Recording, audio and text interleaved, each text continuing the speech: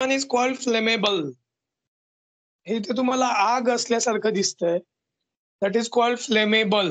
म्हणजे असे केमिकल जे की आग पकडतात किंवा पटकन जळू शकतात. All chemicals which gives out vapors are capable of igniting and burning are called flammable. Okay, म्हणजे ज्यांच्यामधून पटकन जे इग्निशन साठी वापरू शकतो. फॉर एक्झाम्पल पेट्रोल, रॉकेल स्टोव मध्ये वापरलं जातं, पेट्रोल गाड्यांमध्ये, diesel. So all these are flammable and also for burning purpose are called flammable chemical. Generally if you find these chemicals are volatile. Volatile म्हणजे काय? हवेत उडून जातात. कारण की त्याचा बॉइलिंग पॉइंट हा रूम टेम्परेचर पेक्षा कमी असतो. So these chemicals are generally volatile in nature and they are having their flash point. Now this point is very important. What is flash point? Flash point is their boiling point. Okay, flash point is their boiling point. If the flash point is below 37.8 degrees Celsius, म्हणजे 37.8 degrees Celsius is our body temperature. Okay, if it is below 37.8 degrees Celsius, these are flammable. And if the flash point is above 37.8 degrees Celsius, then these are combustible. Combustible means what? They are themselves not flammable, but they can support the flame or support flaming. So these are combustible. So generally, which are the chemicals? Again, methanol is flammable. Then sulfur powder in our lab is having this symbol flammable. आता हे flammable जे compound आहे ते तुमच्या घरामध्ये पण असतात. कुठले असतात सांगा बरं मला.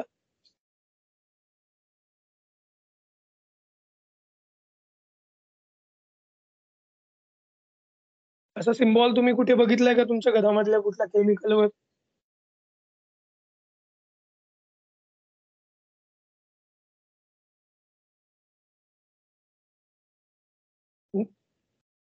बघितलाय का? जनरली जे डिओड्रंट असतात किंवा स्प्रे असतात, बॉडी स्प्रे किंवा डिओड्रंट, अशावरती जर का तो अल्कोहोल बेस्ड असेल, ओके, तर अशा डिओवरती काय असतं की फ्लेमेबलचं सिम्बॉल असतं. तुम्ही बघाल तुमच्याकडे एखादा डिओ किंवा काय असेल तर त्यावरती बघा की तुम्हाला फ्लेमेबलचा सिम्बॉल बघायला मिळेल. ठीक आहे. आता काय, सॅनिटायझर वरती, सॅनिटायझर वरती पण असतो कारण की तो फ्लेमेबल आहे. पण असे सगळेच, कारण की alcohol itself is volatile in nature. Okay, so it is flammable. So this flammable symbol is there in all such things. मुंबईमध्ये एका घरामध्ये काय झालं होतं, बरेच जण, तुम्हाला माहिती मुंबईची घरं एकदम छोटी छोटी असतात, छोट्या जागेत सगळ्या गोष्टी मॅनेज करायला लागतात. तर एका घरामध्ये घरातले सगळेजण बाहेर कामाला गेले होते आणि अचानक घरामध्ये स्फोट झाला. कसा काय स्फोट झाला? तर त्या घरामध्ये एक छोटंसं मंदिर होतं, देवघर, आणि त्या देवघरात दिवा लावून जाण्याची पद्धत. ठीक आहे. आणि त्यामुळे तसे ते नेहमीप्रमाणे दिवा लावून गेले आणि त्याच्या शेजारीच तिथं काय ठेवलेलं होतं, डिओचा स्प्रे ठेवलेला होता. त्यामुळे काय झालं की त्या डिओच्या स्प्रेनी काय केलं, फायर कॅच केली आणि घरामध्ये डिओच्या बॉटलचा स्फोट झाला. ठीक आहे.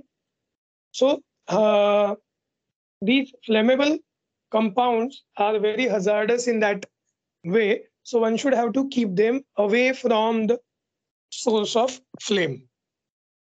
Okay, हे समजलं तुम्हाला फ्लेमेबल बद्दल? yes. Now the next one is called skin irritant. Skin irritant means which are causing irritations to the skin, and the symbol is असा exclamatory mark प्रमाणे आहे. Okay, these chemicals cause inflammation leading to irritation when come in contact with body surfaces. For example, organic solvents, strong acids, strong bases, these are skin irritant. As well as the example from our laboratory is Benedict's reagent, which we generally use for different carbohydrate taste.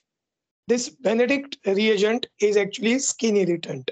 त्यामुळे या केमिकलचा आपल्या बॉडीला body सरफेसला touch होता कामा नाही पाहिजे. ठीक आहे. So these chemicals are skin irritant. ठीक आहे. आपली स्किन ही हायली सेन्सिटिव्ह असते. Again, there are different parts of skin which are highly sensitive and some part which are not highly sensitive. For example आम्ही ज्या वेळेला BSc मध्ये होतो त्यावेळेला आम्हाला केमिस्ट्रीचं टायट्रेशनचं एक प्रॅक्टिकल होतं की ज्यामध्ये आम्हाला काय करायला लागायचे, फिनॉलचे फिलिंग्स ब्युरेटमध्ये टाकायला लागायचे. तर बऱ्याच वेळेला काय झालं होतं, म्हणजे एक वेळेला सरांनी आम्हाला सांगितलं, ब्रीफिंग दिलं आणि ते निघून जायचे. तर ज्यावेळेला आम्ही प्रॅक्टिकल करत होतो त्यावेळेला त्यांच्याकडून सांगायचं राहून गेलं की फिनॉल हे स्किन इरिटंट आहे and so one should not have to touch phenol fillings. Okay, त्याला स्पॅच्युलानेच टाकायला पाहिजे. पण बऱ्याच मुलांनी काय केलं की हातानेच ते फिनॉलचे फिलिंग ब्राऊन कलरचे दिसत आहेत म्हणून ते उचलले आणि त्यांनी ते ब्युरेटमध्ये टाकले. आता ज्या ज्या मुलांनी हाताने टाकले त्यांच्या हाताला काहीच नाही झालं. पण या मुलांनी काय केलं की हाताने फिलिंग्स ब्युरेटमध्ये टाकले, नंतर ते तसेच हात चुकून चेहऱ्याला लावले किंवा मानेला लावले, असे वेगवेगळ्या ठिकाणी चुकून त्यांच्याकडून लागले गेले. पण झालं काय की हाताच्या त्वचेला काही नाही झालं, पण चेहऱ्याच्या त्वचेला, मानेच्या त्वचेला छोटे छोटे फोड आले. ठीक आहे. म्हणजे ऍक्च्युली त्यांना इरिटेशन्स झाले चेहऱ्याच्या त्वचे. मग असं का झालं? हाताला काय नाही, हाताला का नाही काही झालं? हार्ड स्किन असते ना त्याची. हा, बिकॉज आपल्या हाताचा जो तळवा असतो त्याची त्वचा थोडी जाड असते. ठीक आहे. आणि त्याहून जाड कुठला, पायाचा तळवा आणि पायाची टाच याची त्वचा अजून जाड असते. ती का जाड असते? कारण की त्याचं जास्तीत जास्त केरेटिनायझेशन झालेलं असतं. काय झालेलं असतं? केरेटिनायझेशन म्हणजे त्या त्वचेमध्ये जास्तीत जास्त प्रमाणामध्ये केरेटिन हे शरीरातर्फे साचवलेलं असतं. त्यामुळे तो पार्ट एकदम रफ झालेला असतो. ठीक आहे. त्यामुळे आपण नेहमी आपल्या त्वचेची त्याच्या वापरानुसार काळजी घेणं अतिशय गरजेचं आहे. बऱ्याच लोकांमध्ये अशी एक संकल्पना असते की घरामध्ये कुठली क्रीम असेल तर ती क्रीम चेहऱ्याला लावायची. का? तर फक्त चेहऱ्याला क्रीम लावायची बस म्हणून. असंच एक माझ्या काका डॉक्टर आहेत की त्यांच्याकडे एक पेशंट आली होती. तिचा पूर्ण चेहरा सुजलेला होता. ठीक आहे. आता चेहरा का सुजला म्हणून त्यांनी विचारलं, काय झालं? तर ती म्हणे, "काही नाही, क्रीम लावली चेहऱ्याला." कुठली क्रीम लावली? तर तिने सांगितलं की जी अवेलेबल होती ती घरातली क्रीम लावायचो आम्ही. मग कोणती लावली ती आणून दाखवा. मग ती दाखवल्यावरती लक्षात आलं की त्यांनी जी क्रीम लावली होती ती होती crack cream. Okay, crack cream. आता ही क्रॅक क्रीम कशासाठी वापरतात? तर टाचेला भेगा पडल्या तर त्याला लावण्यासाठी ही क्रीम वापरली जाते. आणि ती क्रीम त्या बाईंनी काय केलं होतं? चेहऱ्याला लावली होती. त्यामुळे काय झालं होतं? चेहऱ्याला रिएक्शन आली होती आणि चेहरा सुजला होता. ठीक आहे. कारण की there is a difference in between the skin pattern. Okay. टाचेची त्वचा, चेहऱ्याची त्वचा याच्यामध्ये फरक आहे की नाही? भयंकर फरक आहे. So one should have to take care about all such chemicals which are skin irritant. Okay, skin irritant. त्यामुळे असे केमिकल ज्या ज्या वेळेला तुम्ही हँडल करता लॅबमध्ये किंवा घरी सुद्धा, तर तुम्ही काय काळजी करायला पाहिजे, घ्यायला पाहिजे की ही केमिकल तुमच्या बॉडी सरफेसला कुठेही टच होणार नाही. बऱ्याच वेळेला मला असं वाटतंय की आपण जे आपल्या टॉयलेट क्लीनर यूज करतो घरामध्ये की ज्यामध्ये हार्पिक आहे किंवा ते ॲसिडिक किंवा बेसिक असतात, त्यांच्या बॉटलवरती हा सिम्बॉल सुद्धा असतो स्किन इरिटंटचा. ठीक आहे. Because these are also skin irritant substances. Okay, लक्षात आलं तुमच्या हे? Yes sir. Yes. Okay, the next one is called oxidizing agent. Oxidizing agent. आता तुम्ही जर का याचा सिम्बॉल बघितला तर थोड्या बहुत फरकाने फ्लेमेबल सारखाच आहे. ओके, काय फरक आहे? फ्लेमेबल मध्ये फक्त फ्लेम दिसते, तर इथं अजून एक काय आहे? एक सर्कल आहे मध्ये, आहे की नाही? So what are oxidizing agent? All substances which gives up its oxygen readily are oxidizing agent. Okay, are oxidizing agent.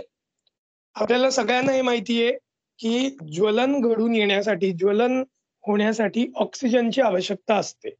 माहिती आहे ना तुम्हाला? ऑक्सिजन शिवाय ज्वलन होत नाही. ठीक आहे, तुम्हाला सगळ्यांना शाळेमध्ये केलेला एक एक्सपेरिमेंट आठवत असेल. तुम्ही बघा केलाय की नाही केलाय. एक बशी घ्यायची, त्या बशीमध्ये मेणबत्ती लावायची आणि त्या बशीमध्ये पुरेल एवढं पाणी भरायचं आणि ती मेणबत्ती पेटवायची.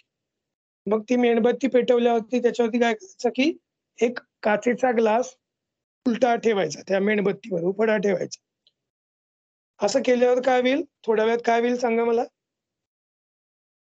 बुजेल ती. हा, मेणबत्ती विझून जाईल आणि काय होईल? अजून काय होईल?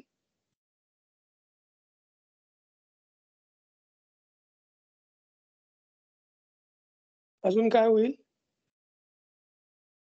मेणबत्ती तर विझेल, पण ते जे बशीमधलं पाणी आहे ते सुद्धा थोड्या प्रमाणामध्ये ग्लासमध्ये वर चढेल. असं का होईल? कारण की जसं आपण ग्लास उपडा ठेवला मेणबत्तीवर, तसं काय झालं, ग्लासमध्ये जेवढा ऑक्सिजन होता तेवढा त्या ज्योतीने वापरून घेतला. ठीक आहे, आणि मग तो ऑक्सिजन त्या ग्लासमधला गेला म्हणून ते पाणी वर चढलं. तेवढी ऑक्सिजनची जागा पाण्याने घेतली. लक्षात आलं? आणि तो ऑक्सिजन संपला म्हणून मेणबत्ती विझली. म्हणजे या एक्सपेरिमेंट मधून काय सिद्ध होतं? तर कुठल्याही गोष्टीचं ज्वलन होण्यासाठी काय आवश्यक असतं? ऑक्सिजन. लक्षात येते?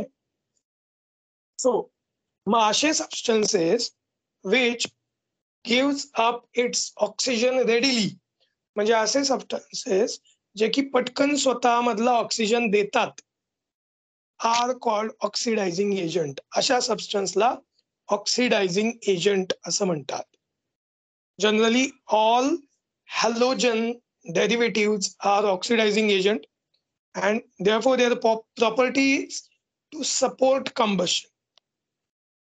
त्यामुळे हे सगळे केमिकल काय करतात? ज्वलन घडवून आणण्यासाठी मदत करतात किंवा they support combustion.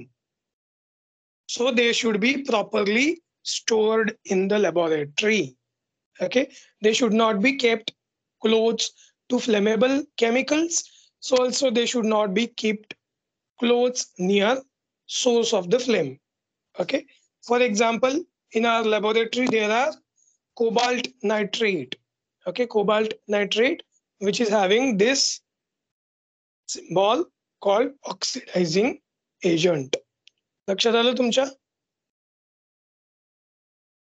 Yes, sir.